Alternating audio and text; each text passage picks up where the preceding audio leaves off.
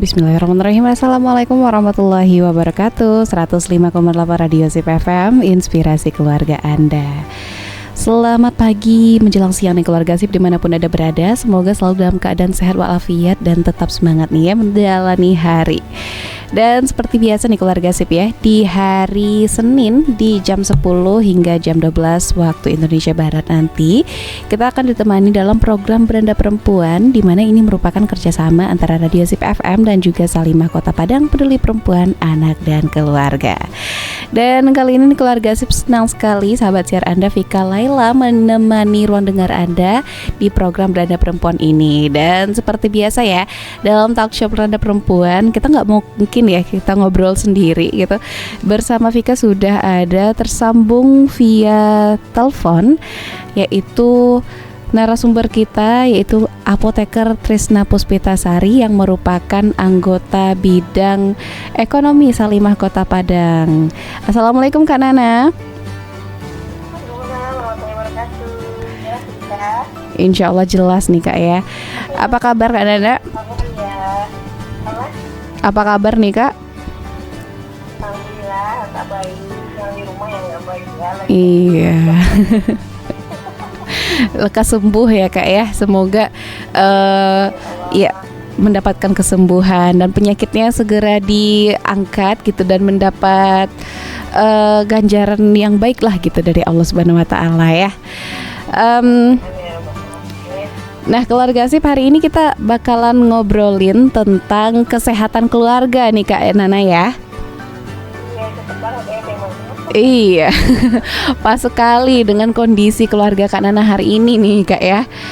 Nah, iya, dalam tema hari ini nih keluarga Sip yaitu cerdas untuk kesehatan keluarga. Nah ini memang sebagai perempuan, sebagai ibu rumah tangga atau ibu dalam rumah tangga gitu ya Kak ya, memang dituntut sekali nih ya Kak untuk menjaga keluarganya. Karena biasanya kalau anggota keluarga selain ibu yang sakit nih kayaknya dunia rumah tangga ini masih aman-aman aja, tapi kalau udah ibunya yang sakit pasti berantakan nih rumahnya gitu ya, kayak nggak keurus gitu.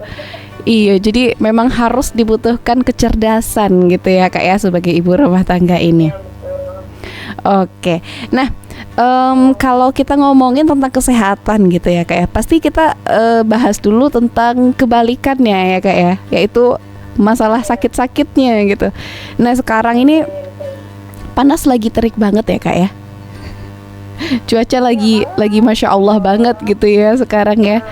Nah dalam kondisi yang begini ini apa sih Kak yang biasanya timbul penyakitnya gitu?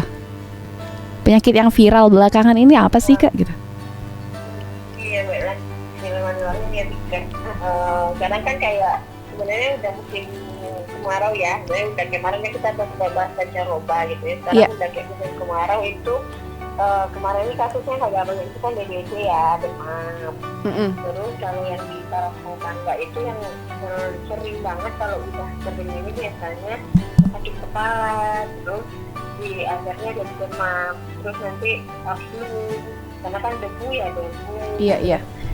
Batuk. Iya. Itu kan biasanya. Itu sebenarnya kepanjangan ternyata karena kan DBD itu bukan karena sama etika ya gitu, itu bisa jadi DBD dan lain-lain. Jadi akhirnya itu banyak menyerang keluarga-keluarga di tingkat rumah tangga gitu. Jadi penyakit ini biasanya di musim-musim peralihan ini beruntun, mudah banget kan sekarang kayak kita kayak pulang kantor tiba-tiba kepala sakit karena panas kan, panas terik. Iya. Terus atau anak-anak pulang sekolah mengeluhkan kepalanya pusing atau badannya lemas. Nah itu biasanya di cuaca peralihan ini biasanya banyak banget yang terjadi gitu juga. Iya. Jadi memang mungkin tenggorokannya terasa kering juga ini salah satunya ya Kak ya. Iya radang, bisa radang tenggorokan juga. Ya kan mungkin biasanya demam itu macam-macam tuh sih Kak. Ada yang karena memang kelelahan gitu ya. Terus ada yang memang karena terpapar panas dan kurang cairan. Ada juga yang karena radang gitu. Misalnya karena tenggorokan itu bisa demam, atau karena radang di kalau kita benjol apa itu juga bisa bikin demam. Jadi macam-macam penyebab demam bisa ada yang terjadi di diri kita, seperti itu bisa. Iya, jadi memang cuaca yang sekarang ini sangat mempengaruhi kondisi tubuh kita gitu ya Kak ya. Iya betul. Iya, jadi karena tadi nih udah tahu kita apa aja penyakitnya. Nanti di segmen selanjutnya kita bakal bahas kelanjutannya kali ya Kak ya, yaitu tentang obatnya. Siap. Oke, jadi nanti nih keluarga sip kita bakalan bahas tentang obat-obatan gitu ya. Jadi untuk keluarga sip nih yang pengen tanya-tanya sama Kak Nana gimana sih perkara obat-obatan ini, nah bisa banget ya. Mumpung kita lagi ada apotekernya nih gitu ya, ahlinya. Jadi keluarga sip bisa banget kirimkan, bisa banget kirimkan pertanyaannya di line interaktif kita di 08 1222010159 atau bisa banget di Instagram kita yaitu @sipfmpadang. Bisa dikirimkan di feed kita yang baru-baru ini gitu ya. Jadi kita tunggu ini interaksi dari keluarga sip semua. Bisa juga melalui telepon di nomor interaktif yang sudah kita sebutkan tadi. Dan keluarga sip jangan kemana-mana dulu karena pembahasan kita masih bakal berlanjut di segmen selanjutnya. Tetap di 105,8 Radio Sip FM, inspirasi keluarga Anda. 105,8 Radio Sip FM, inspirasi keluarga Anda. Nah keluarga Sip balik lagi nih ya dalam program Beranda Perempuan. Masih bersama sahabat siar Anda Vika Laila dan juga dengan narasumber kita yang saat ini standby phone ya, Kak Nana. Nah tadi kita udah bahas nih keluarga Sip mengenai penyakit yang lagi marak-maraknya dengan cuaca yang belakangan ini menghujam Kota Padang gitu ya. Karena Kota Padang saat ini mungkin mataharinya ada 4 ya gitu ya Kak Nana ya. Iya, lagi deket banget dari bumi sepertinya. Iya, dari matahari deket banget kayaknya ya. Jadi emang panasnya nyetrong banget gitu ya Kak ya. Masya Allah, iya betul. Jadi tadi ada beberapa penyakit gitu keluarga sip ya, yang kemungkinan bisa melanda keluarga kita. Nah caranya kalau ada penyakitnya tentu ada penanganannya dan juga obatnya gitu ya Kak Nana ya. Nah ini mengenai obat-obatan nih Kak Nana, apa sih yang mesti di stok di rumah atau penanganan apa yang bisa dilakukan gitu kalau misalnya nih keluarga menemukan anggota keluarganya lagi sakit gitu? Kan sebenarnya kalau sekarang itu di masyarakat itu kan ada dua jenis logika, ada yang mereka herbal atau guna bau atau apa. Yang kedua udah pengobatan modern gitu ya, pengobatan dengan obat-obatan yang dari dokter atau dari apotek gitu ya.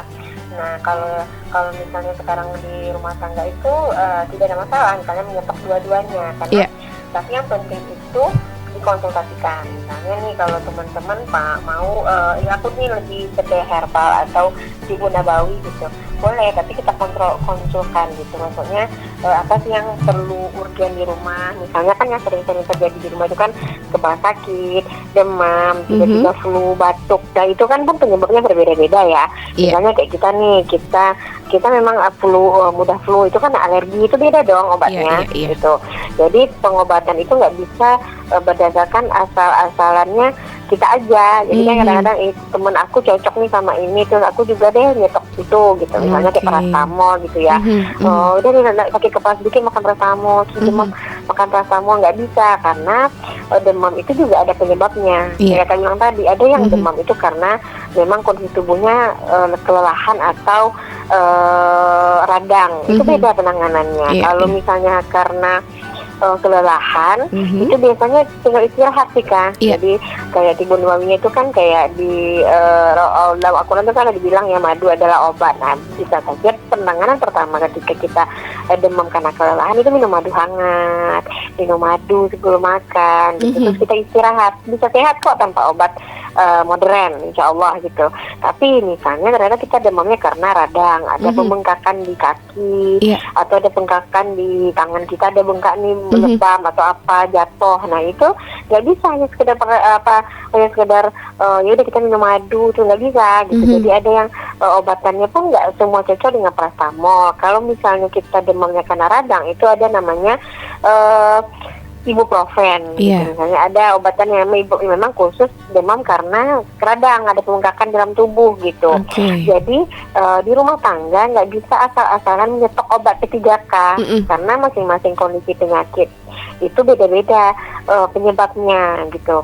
Jadi mungkin untuk pertolongan pertama itu yang penting di rumah itu ada kayak bilang tadi madu gitu ya, yang memang bisa general untuk pertama kali itu ya demam ya apa tuh bisa madu hangat, bisa madu pakai jeruk dan macam-macam.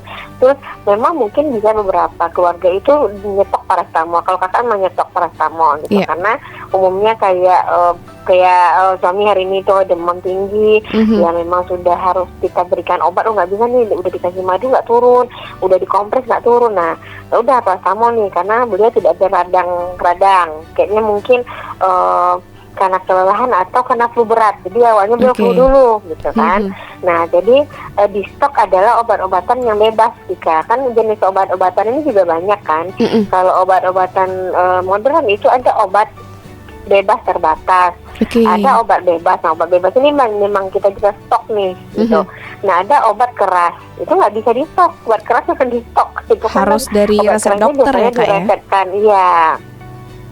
Ada resep dokternya untuk kita punya di rumah gitu. Ada lagi narkotik, jenis narkotik, apa lagi narkotik itu nggak bisa sembarangan diresepkan kan. Jadi sahabat sih atau keluarga di rumah itu harus cerdas nih dalam menyetok obatan di rumah karena kan berbeda obat juga berbeda penyimpanannya gitu. Jadi jangan asal kita punya obat terus kita ya udah dipakai aja gitu kan. Misalnya kita sakit kepala dan tak paracetamol lah, atau misalnya kayak sekarang orang tuh beli obat di Lapausil lah gitu kan.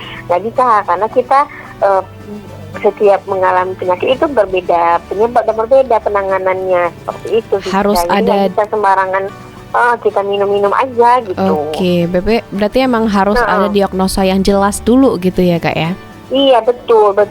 Untuk pertolongan pertama nggak masalah. Kita misalnya kayak bilang madu dulu. Oh, kayaknya nih kalau mampet radang tenggorokan mungkin ada yang cocok jahe nih gitu. Ya udah jahe hangat atau apa. Terus misalnya atau memang yang sudah terbiasa. Misalnya kayak kakak kan alergian ya. Oh, udah flu nih, kita cocoknya memang biasanya dokter nyuruh cetirizine atau CTM, ya udah nggak masalah gitu. Tapi kalau misalnya tiba-tiba kita self diagnos dan mengobati diri sendiri dengan stok yang ada di rumah belum tentu cocok. Nah gitu, belum tentu cocok dosisnya, belum tentu cocok pemilihan karena kita penyebab penyakitnya berbeda. Jadi memang untuk obat-obatan ini ada beberapa yang memang bisa untuk di stok gitu ya, Kak ya. Tapi ada juga yang butuh diagnosa lebih lanjut dulu baru kita bisa minum atau konsumsi obatnya gitu ya. Iya, betul. Nah, sebelumnya nih Kak, sebelum kita lanjut ke pembahasan kita gitu ya, Kak ya. Ini ada pertanyaan nih dari keluarga Sip ya, yaitu Junaida. Dia tanya nih Kak, Junaida ini lagi sakit gitu dan diresepkan obat. Obatnya itu katanya obatnya besar gitu loh, Kak. Tapi diresepkan diminum itu 1 kali gitu kan. Tapi minumnya ini setengah dari besar kapletnya. Nah, itu boleh nggak sih, Kak? Nggak boleh dong, karena kayak kakak bilang tadi, kalau dokter atau apoteker memberikan obat itu udah berdasarkan dosis masing-masing tubuh gitu. Jadi kayak anak-anak kan sering ditanya tuh Vika, kalau anaknya berat badan berapa, karena dosis anak dengan berat badannya bertambah itu berbeda dari anak yang berat badannya masih rendah.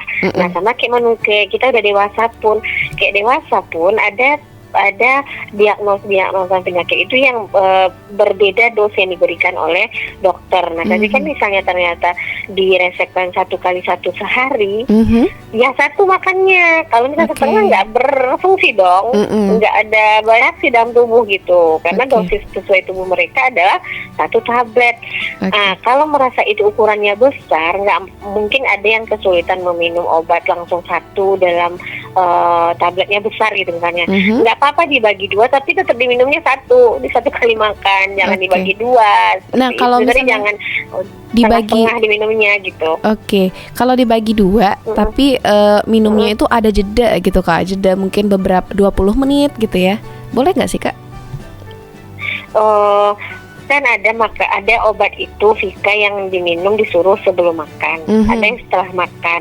Apa gunanya? Kalau sebelum makan itu biasanya kan pas perut kosong. Kalau yang setelah makan berarti ketika makanan ada. Nah kalau misalnya jeda yang terlalu lama, takutnya kondisi tubuhnya sudah berbeda gitu. Jadi perutnya udah, jadi kalau ketika misalnya dokter suruh setelah makan ya, kan berarti kita memang setelah makan. Nah jadi jangan dijedanya terlalu lama, mungkin sekitar 10 menit itu nggak apa-apa deh. Tapi kalau kayak 20-30 menit, janganlah, itu kayak udah jeda juga untuk perut kosong lagi gitu. Oke. Jadi ini nggak boleh ya Kak ya. Kalaupun makan 1 kaplet yang besar itu sulit, boleh dibagi-bagi tapi dalam waktu yang sama juga tetap gitu ya Kak ya. Iya, karena kan misalnya gini, Vika kan kata dimakan 2 kali sehari, anggaplah obatnya disuruh 2 kali 1 sehari. 2 kali 1 otomatis kan itu jaraknya 12 jam kan. Maksudnya misalnya makan jam 7 sekarang, berarti 7 malam.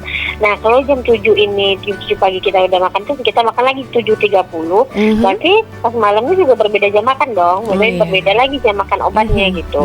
Jadi sebenarnya pemberian dosis dan jarak pemberian obat itu sudah sesuai dengan kondisi tubuh masing-masing gitu. Jadi kondisikan aja biar tetap di satu waktu makan obatnya sesuai dengan dosis yang telah diberikan gitu Vika.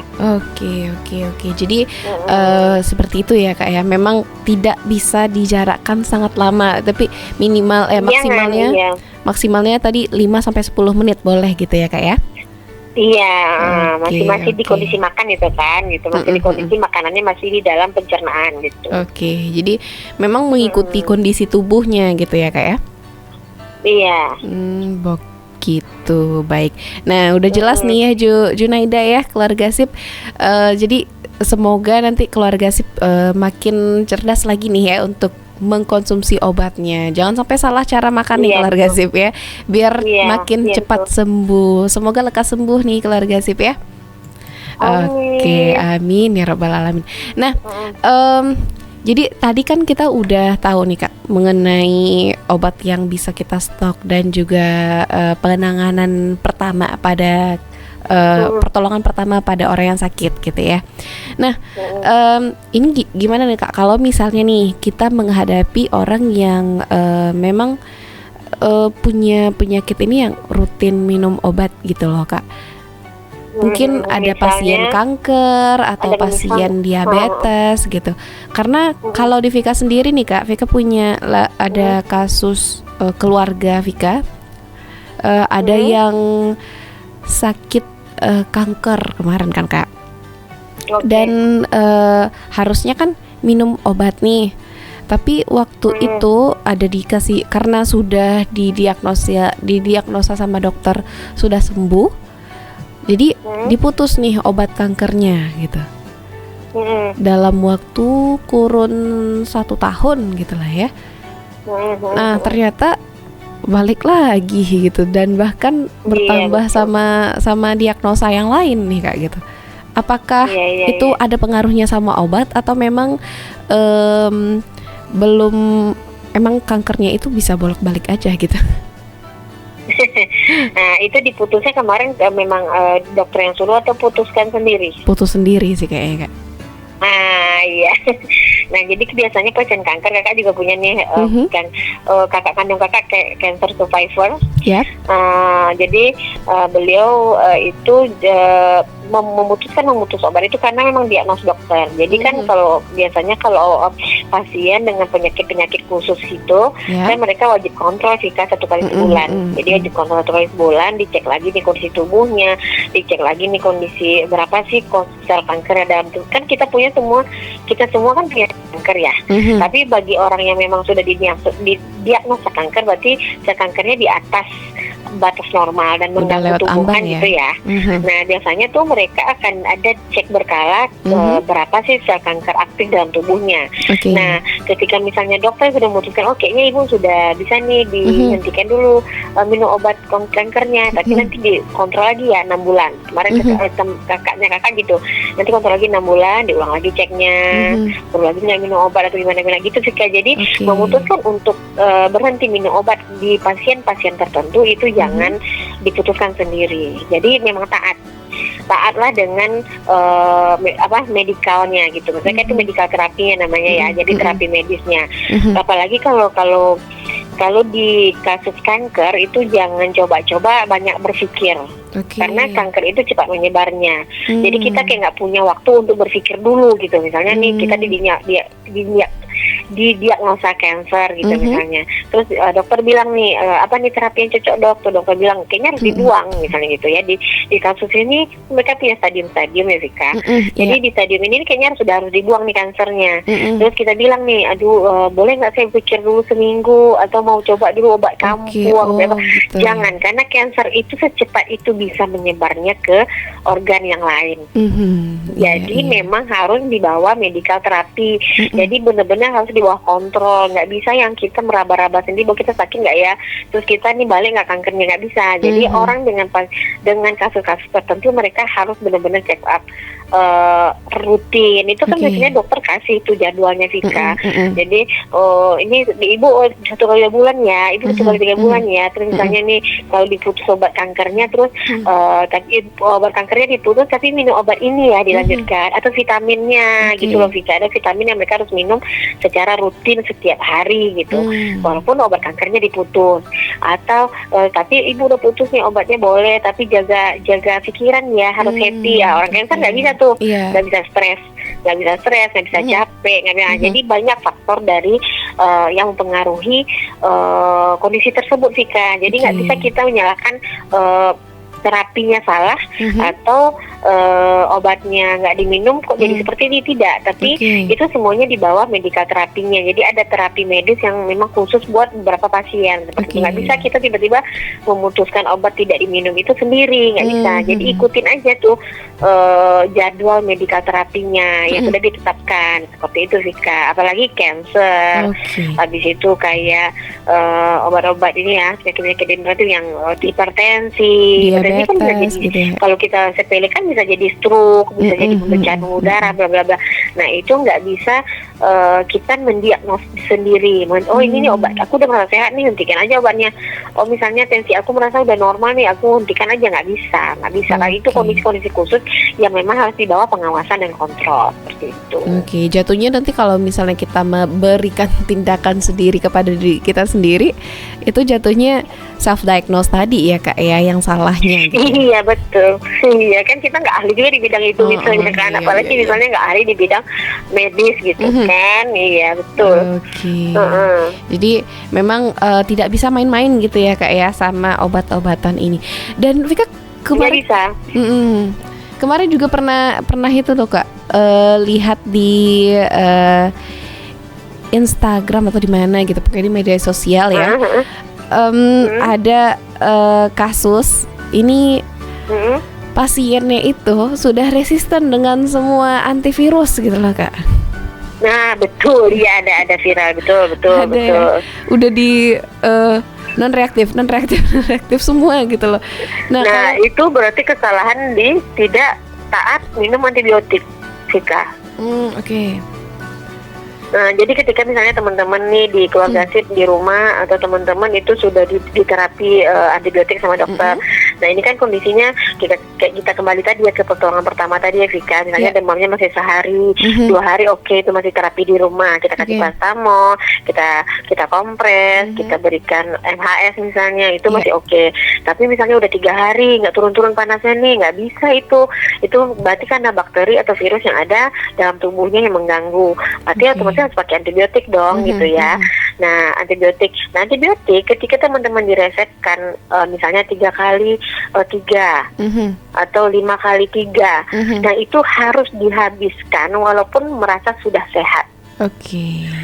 Nah, jangan minumnya gini. Ada kan orang yang minum sekali 2 hari, sekali 2 kali aja, lah sehat rasanya lah, damam ledo berhentilah gitu kan, dihentikan antibiotiknya, terus nggak dihabiskan sampai selesai sesuai terapi yang dianjurkan. Nah itu akan menjadi resisten, itu yang akan menjadi penyebab tubuh kita sudah tidak mempan terhadap antibiotik yang ada, karena kita tidak taat untuk meminumnya gitu, Vika.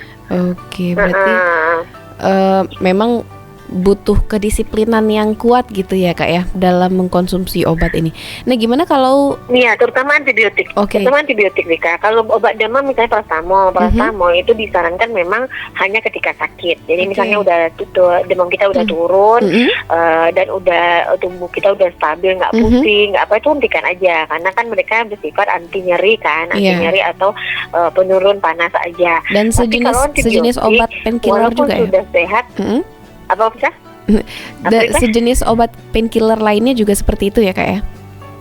Iya, painkiller gitu juga semua kayak apa sih namanya, ibuprofen, habis itu asamifenamat. Dan teman-teman lagi kayak perempuan kan lagi PMS, nyeri perut kan, biasanya analgetiknya asamifenamat kan, asamifenamat. Habis itu udah ketika habis nyeri nggak usah diminum lagi kan, dan nyeri udah hilang, nggak diminum lagi gitu. Nah tapi berbeda dengan antibiotik. Antibiotik benar-benar kita harus perhatikan bahwa dihabiskan. Biasanya dihabiskan itu minimal 5 hari minum Vika. Jadi biasanya itu diresepkan itu minimal 5 hari. Mungkin ada beberapa antibiotik yang cukup 3 hari, tapi itu beberapa antibiotik aja biasanya. Umumnya 5 hari. Jadi antibiotik itu kan menekan ya, membunuh bakteri yang ada dalam tubuh kita. Begitu kita memperkenalkan antibiotik bakteri dalam tubuh.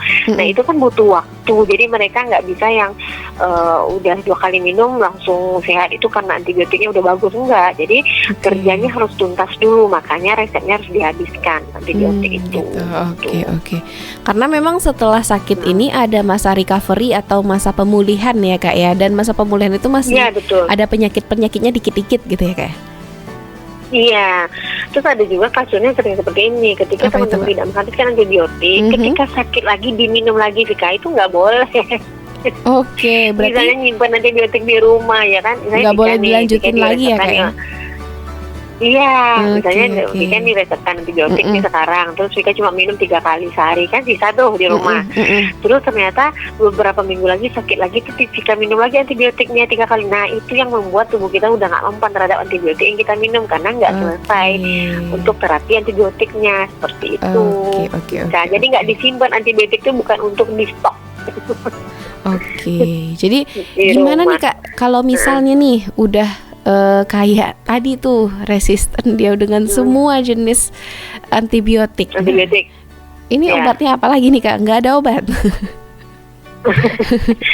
Nah itu kembali kepada dokter kan, terapi udah nggak bisa apa-apa nih. Ya berarti udah pilih antibiotik sekarang tuh kan udah yang kayak berjenjang ya, beda penyakit kan beda antibiotiknya kan. Nah jadi mungkin harus dicari jenis terapi berbeda. Mungkin obat di luar negeri kan, setiap kita ini negara kita juga berbeda sanitasi sama negara lain ya. Pasti juga berbeda jenis obatnya Vika. Paling dikasih pilihan untuk obat antibiotik paling tinggi untuk kasus itu, tapi itu kan lebih harus disiplin lagi dia kan, PR lagi dia disiplin lagi nggak nih kata antibiotiknya gitu. Nah kalau saran kakak untuk bagi teman-teman yang memang malas minum obat, ya mungkin ini saran sebagai apoteker nggak sih ya? Nah ini sebagai diri pribadi sebenarnya. Jadi kalau sebagai apoteker itu harus dihabiskan semua antibiotik yang diberikan di dalam resep. Tapi kalau misalnya dari segi pribadi, bagi teman-teman yang merasa tidak akan disiplin minum antibiotik, misalnya diresepkan nih Rika, misalnya diresepkan antibiotik, terus rasanya kayaknya aku nggak akan disiplin minum antibiotik, coba dulu nggak usah diminum. Nah ini kalau kakak pribadi ya, misalnya mending nggak usah diminum sama sekali. Terus tapi dicoba dulu meneruskan pilihan obat yang lain, misalnya demamnya udah 3 hari, terus kita udah dikasih antibiotik, terus rasanya kita nggak akan disiplin minum itu, mending nggak bisa diminum, tapi tingkatkan imunitas tubuh Vika. Secara alami aja gitu ya Kak ya. Mending nggak usah daripada nggak disiplin gitu loh kalau antibiotik itu. Nah, tapi alangkah baiknya ketika case-nya sudah parah, misalnya demamnya udah tinggi tuh nggak turun-turun tuh udah 4 hari 5 hari itu udah nggak bisa. Memang teman-teman harus membuat jadwal minum antibiotik yang disiplin. Karena memang harus pakai antibiotik, berarti itu kan penyebab demamnya karena bakteri atau virus yang ada dalam tubuh kan.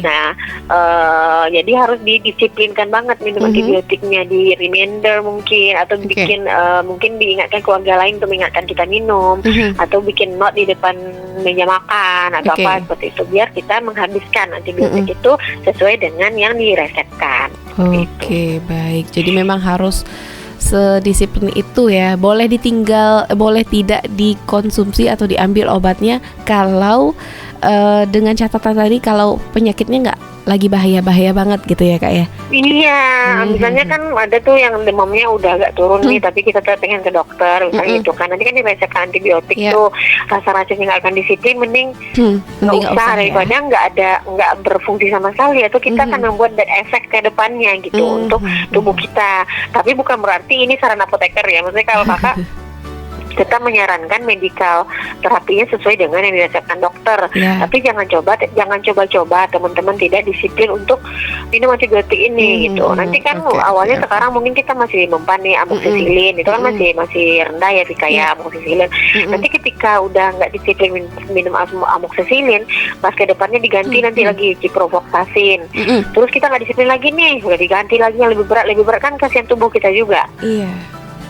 Ya kan, pilihan obatnya makin tinggi, terus tubuh kita belum tentu siap untuk menerima itu. Kan minum obat juga nggak sembarangan kan ada dokter pasti suruh bilang, atau apotekernya sarankan ya harus minum obat minum air putih yang lebih banyak ya, karena kan apapun yang kita masukkan ke dalam tubuh maupun itu obatnya medis atau tidak medis, itu bisa merusak tubuh kita lagi ketika kita tidak disiplin dan dosnya juga nggak sesuai dengan yang dibutuhkan tubuh gitu sih kan. Jadi tetap harus minum air putih yang banyak, tetap harus istirahat yang cukup, tetap harus buah, tetap harus butuh vitamin B dari matahari. Nah itu kita perlu jaga, walaupun obatnya udah sehebat apapun seperti itu.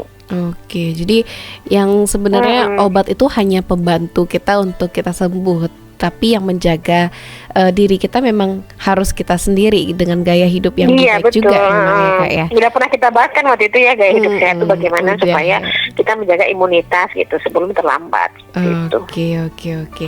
Jadi memang kita harus teliti sekali ini ya Kak, perkara obat-obatan ini, apalagi untuk penyakit yang sudah parah gitu ya Kak ya. Iya betul. Nah, gimana kalau misalnya dia itu mungkin tidak ada diresepkan obat antivirus atau ya antivirus ya Kak tadi ya. Nah, kalau misalnya nih dia minum obatnya itu kurang disiplin ketika dia tidak dapat antibiotik, karena Vika sering banget nih Kak. Memang alhamdulillah nggak ada antibiotik nih di dalamnya, tapi obat-obat mungkin obat demam dan lain-lain gitu ya. Kadang bolong, kadang minum, kadang bolong, kadang enggak gitu. Gimana tuh Kak? Nah kalau untuk medical terapi selain antibiotik, ketika terlupa mungkin penyembuhannya akan lebih lama. Ya kan, maksudnya untuk bad effect efeknya apa nggak berfungsi atau tidak obatnya, nggak, insya Allah gitu. Tapi kita otomatis kan ketika teman-teman tidak disiplin meminum obat itu sesuai dengan medical terapinya, penyembuhannya akan lama sih Kak. Karena kan kerja obatnya berhenti. Misalnya nih seharusnya antibiotik 3 kali sehari, terus kita cuma minum teringatnya cuma pagi sama malam, siang kita skip gitu. Otomatis kan penyembuhannya tidak maksimal atau tidak cepat gitu kan. Karena obatnya sempat terhenti dulu bekerja di dalam tubuh kita untuk menurunkan panas, untuk mengurangi sakit gitu. Nah itu sih gunanya. Itu sebenarnya ketika kondisi tubuh belum fit sekali, itu sangat berpengaruh sih Kak. Misalnya lagi demam tinggi, itu kita udah lagi demam tinggi misalnya ya, misal kasus itu kita lagi demam tinggi, terus kita nggak disiplin minum obat. Nah itu kan penyembuhannya akan lebih lama dong, slow gitu ya. Nah itu sebenarnya gunanya ketika itu di opname, harus dirawat di rumah sakit itu gunanya. Karena kan dirawat di rumah sakit otomatis kan minum obatnya disiplin, terus makannya disiplin, terus kita dipantau terus nih air putihnya berapa, diinfus terus dimasukin. Jadi itu gunanya akhirnya orang yang masuk rumah sakit dirawat itu lebih cepat penyembuhannya karena mereka lebih disiplin. Untuk terapi obat gitu Vika. Makanya kalau orang udah drop banget kan, itu di opname aja gitu, kita rawat aja ya, ini kondisinya udah begini gitu, nggak mungkin lagi ditolong di rumah seperti itu. Oke. Jadi memang ini akan berpengaruh pada lama kesembuhannya ya Kak ya. Iya betul, maksimal terapi dalam tubuhnya juga. Nah kalau di kondisi penyakit yang seperti Vika bilang tadi nih Kak, mungkin yang masih ringan-ringan lah ya, mungkin demam gitu ya, ataupun diare dan lain-lain yang ya penyakit yang biasa-biasa gitu ya, dikasih obat, terus ketika badannya udah merasa enakan, mungkin tinggal dikit-dikit aja nih gitu ya, memutuskan untuk berhenti minum obatnya gitu, atau mungkin obatnya udah habis tapi masih ada sedikit lagi mungkin rasa sakit yang tersisa. Nah ketika memutuskan untuk nggak lanjut obat gitu, boleh nggak sih Kak? Boleh.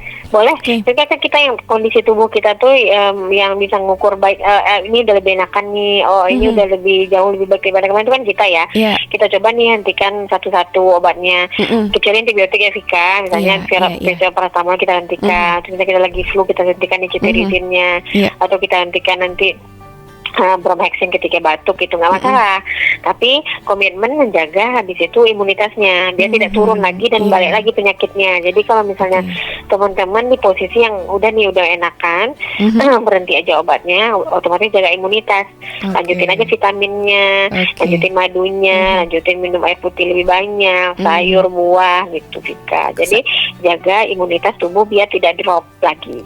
Gitu. Jadi ini perkara kita mau berhenti berobat atau tidaknya ini dalam penyakit yang masih ringan-ringan ya Kak ya. Kalau tidak ada antibiotiknya. Kalau tidak ada antibiotik, kita boleh nih merasa ketika tubuh kita udah ringan nih rasanya, nggak yang sampai pusing-pusing lagi jalan gitu ya Kak. Boleh banget untuk berhenti. Boleh. Oke. Nah, ini kan misalnya tadi nih Kak, kita lagi berobat, obat yang digaris bawahi lagi nih tanpa antibiotik gitu ya. Ketika obatnya itu berlebih, boleh nggak nih Kak kita stok gitu di dalam kotak P3 Kak? Iya. Nah nanti kan kita bisa lihat tuh, teman keluarga Sip juga, Vika juga coba lihat kalau kita punya obat itu ada logo-logonya kan. Ada obat keras yang merah itu Kak, terus merah itu obat keras. Terus ada obat yang labelnya biru, berarti itu obat bebas, bisa dibeli dan bisa disimpan. Terus nanti ada yang labelnya hijau, itu ada bebas terbatas. Ada yang logonya narkotika, nah itu memang tidak bisa sama sekali kita stok gitu ya. Nah yang bebas itu bisa kita stok Vika, tapi ada cara-cara menyimpan obat gitu. Kita perhatikan cara-cara menyimpan obat. Nah obat ini kan banyak jenis ya, ada sirup, ada tablet, ada kapsul, ya kan? Ada tablet, ada kaplet, itu beda-beda. Nah cara menyimpanannya juga harus kita perhatikan. Ketika teman-teman di rumah mau menyimpan obat, yang pertama itu harus di tempat yang kering Vika. Harus di tempat yang kering. Terus harus jauh dari jangkauan anak-anak kecil yang belum paham nih nanti obatnya dimakan gitu ya. Terus jangan kena sinar matahari langsung karena itu bisa merusak. Oke. merusak merusak kemasannya, Zatnya ya. merusak bentuk obatnya, iya. Mm-mm. Terus simpan di dalam kemasan asli. Jadi misalnya nih teman-teman itu masih ada, misalnya nyimpan sirup itu masih ada kotaknya dalam kotaknya. Karena nanti kan ketika kita minum lagi kita bisa baca lagi kan Mm-mm. cara minumnya Mhm. atau apanya kita bisa Mhm. belum. Terus kalau bisa yang berbentuk cair itu disimpan di dalam kulkas. Oke. Nah, terus jangan digabung antara tablet dan kapsul. Jadi misalnya nih teman-teman bedain plastiknya, kan ada plastik klip itu kan bisa. Mm-mm. Jadi dibedain tempat obatnya sesuai jenis gitu. Jadi misalnya nih ada yang kapsul beda plastiknya, terus yang tablet beda apanya. Kan ada lagi tablet atau kapsul yang di dalam blister, ada yang cuma dikasih di dalam plastik. Nah itu dibeda-bedakan, jangan dicampur-campur Oke. penyimpanan obat ini gitu, Vika. Oke. Gitu cara. Jadi kita harus memperhatikan penyimpanan obat kalau pengen nyetok di rumah seperti itu. Oke, jadi memang harus memilih obat yang disimpan gitu ya Kak ya.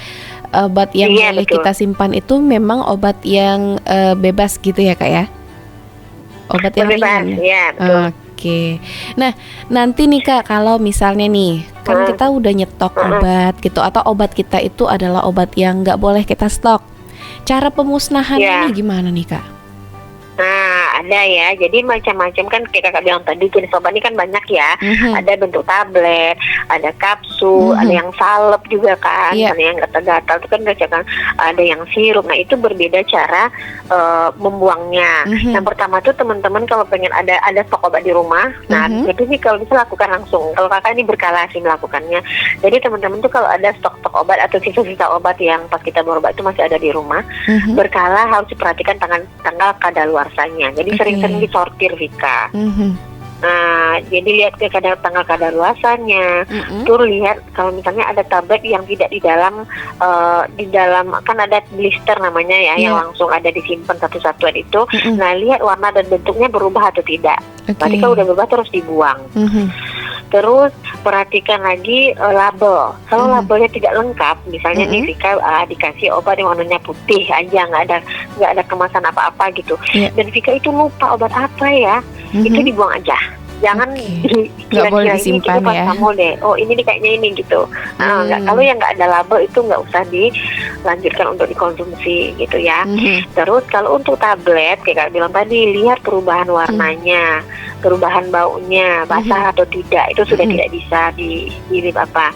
Nah untuk tablet ini dihancurkan dulu Vika, digiling. Digiling. Dan buangnya kemana? Digiling baru dibuang. Jangan dalam keadaan utuh. Jangan ke dalam, jangan dibuang langsung ke tong sampah dalam keadaan utuh seperti itu. Jadi digiling, terus baru kalau bisa dihancurkan di dalam satu botol dilarutkan bagus. Tapi kalau enggak dihancurkan aja dalam bentuk bubuk seperti itu bisa. Terus kalau kapsul itu lihat rusak enggak itunya, rusak tidak kemasan kapsulnya, kan kapsul di luar itu berubah nggak warnanya gitu kan. Nah jadi itu cara membedakannya. Kalau sirup juga seperti itu. Kalau sirup lihat berubah warna atau tidak. Misalnya kita tahu nih sirup ini warnanya putih, udah agak menguning, nah itu jangan diminum lagi, udah rusak berarti obatnya gitu, sirupnya. Otomatis bisa jadi racun loh gitu ya, bukan bermanfaat malah jadi racun gitu kan. Nah itu kalau untuk sirup. Nah kalau salep udah keluar isiannya, terus sudah berubah juga bentuknya, nah itu nggak usah dipakai lagi, dibuang saja. Nah cara membuang obat ini, yang pertama itu dipisah kayak bilang tadi. Vika pisahkan dulu kalau tablet ini, dipisahkan dulu tabletnya dari kemasannya. Terus dibuang, dihancurkan, bisa dibuang. Kalau sudah hancur itu bisa dibuang lewat saluran air yang mengalir, atau dikuburkan. Berarti dikubur boleh gitu ya? Nah, iya. Tapi kalau Vika udah dihancurkan kayak kakak bilang tadi, itu udah bisa dibuang lewat saluran air. Nah, terus untuk ada blisternya, stripnya, terus ada etiket obat kan, misalnya ke cara minumnya itu kalau masih ada itu digunting dulu baru dibuang. Nah, kalau misalnya yang rusak itu adalah salep, green gitu ya. Nah, itu juga dibuang dulu, buang secara terpisah gitu. Jadi dibuka dulu tutupnya, habis itu dibuang terpisah sih Kak. Oke, berarti isinya dikeluarkan gitu ya Kak ya? Iya, jadi jangan dibuang bulat-bulat langsung gitu. Jadi memang harus diperhatikan banget. Kadang-kadang kan ada orang yang menyalahgunakan obat yang mereka temukan. Mereka nggak tahu tuh itu expired atau apa. Nah, jadi kita kalau bisa pisahkan semuanya dari tempatnya dulu, dihancurkan dulu, baru dibuang. Seperti itu. Karena itu kan bersifat racun ya. Itu buat kalau misalnya dipakai secara disalahgunakan seperti itu. Oke, wah, Masya Allah sekali ya, lengkap sekali pembahasan kita dari tentang penyakit dan juga obat-obatnya sekarang nih keluarga Sip ya. Dan tentunya ini akan sangat berguna bagi kita sehari-hari nih keluarga Sip ya, karena nggak ada orang yang nggak sakit ya belakangan ini ya. Dan tentunya kita berharap kepada keluarga Sip semua selalu dalam keadaan sehat walafiat ya, karena nggak terasa nih udah di ujung acara kita nih Kak, nggak terasa 1 jam aja kita ngobrolnya. Iya, semoga jelas juga ya ini. Amin ya. Insya Allah dapat dipahami gitu sama keluarga Sip ya. Iya, dan semoga diaplikasikan. Semoga lekas sembuh juga ya Kak ya, yang sedang sakit di rumah gitu ya. Dan untuk keluarga Sip yang lagi sakit juga di rumah, semoga lekas sembuh dan bisa dipraktikkan ya cara-cara yang disampaikan Kak Nana tadi. Jangan sampai diagnosa sendiri ya Kak ya, harus dibawa ke dokter. Gitu, semoga lekas sembuh. Amin. Oke, dan semoga semua penyakit ini menjadi penghapus dosa ya. Jadi tetap semangat walaupun sedang sakit, tetap bersabar. Semoga dengan sakit ini kita dapat menghapus dosa kita. Amin ya rabbal alamin. Amin. Nah, makasih banyak Kak Nana udah diluangkan waktunya di tengah kehektikan gitu ya. Maaf ya. Nggak apa-apa. Dan semoga keluarga Sip bisa mempraktikkan ya obrolan kita tadi dan juga dapat menginspirasi Anda semua. Dan untuk keluarga Sip yang ketinggalan obrolan kita dari awal tadi, bisa banget untuk dicek nanti di YouTube kita yaitu Sip Media. Dan jangan lupa untuk selalu dengerin Beranda Perempuan di jam 10 hingga jam 11 waktu Sip, hanya di hari Senin ya. Dan keluarga Sip, selesai sudah kebersamaan kita dalam program Beranda Perempuan edisi kali ini, yaitu Senin 28 Oktober 2024. Semoga bermanfaat untuk Anda semua. Dan insya Allah kita akan ketemu lagi dalam program Beranda Perempuan edisi lainnya. Dan kami mohon pamit. Subhanakallahumma wa bihamdika asyhadu alla ilaha illa anta astaghfiruka wa atubu ilaik. Wassalamualaikum warahmatullahi wabarakatuh.